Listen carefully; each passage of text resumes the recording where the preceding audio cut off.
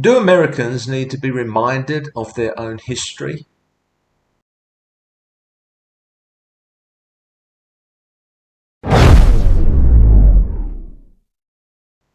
On January 30th, 1835, Richard Lawrence attempted to shoot Andrew Jackson. On April 14th, 1865, Abraham Lincoln was shot in the head by John Wilkes Booth. He died the next morning. On July 2nd, 1881, James Garfield was shot by Charles Guiteau, and he died from complications 2.5 months later. On September 6, 1901, William McKinley was shot by Leon Czolgosz. I'm not sure how you pronounce his name. He died on September 14th. On October 14th, 1912, Theodore Roosevelt was shot by John Schrank. The bullet lodged in his chest, but he finished his speech and survived. On 15th of February 1933, before Franklin Roosevelt's first inauguration, Giuseppe Zangara fired 5 shots at him, but missed. On the 22nd of November 1963, John F. Kennedy was shot and killed by Lee Harvey Oswald. On June 6, 1968, Robert Kennedy, running as the potential Democratic candidate in the forthcoming election, was shot and killed by Sirhan.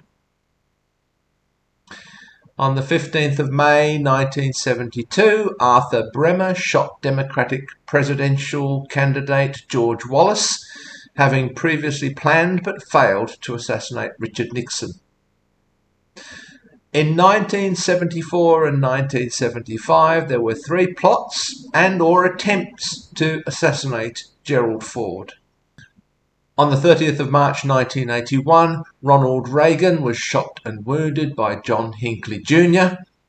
In 1981, Hinckley had apparently intended to shoot Jimmy Carter, but he lost his nerve. On the 21st of January 1994, Ronald Gene Barber plotted to shoot Bill Clinton while he was jogging, but didn't follow through with the plan. On the 29th of October 1994, Francisco Martin Duran fired shots at some men in dark suits outside the White House, believing that one of them was Bill Clinton. In November 2011, Oscar Ramiro Ortega Hernandez fired several shots at the White House, breaking one window. On this occasion, no one was injured. I'm sure you could add to this list, particularly if you included all the other politically motivated murders that have occurred in the USA over the years. The attempt to assassinate Donald Trump a couple of days ago should be universally condemned. No question, no qualifications. But the US media and the US public are in denial if they think that this kind of thing is somehow un-American. If you think this, you're demonstrating a profound and pathological lack of insight into the history, culture, and psychology of your own nation.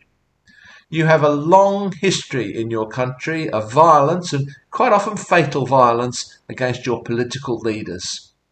I'm sorry to say that this event is not at all unusual. This thread of political violence goes back a long way in your history.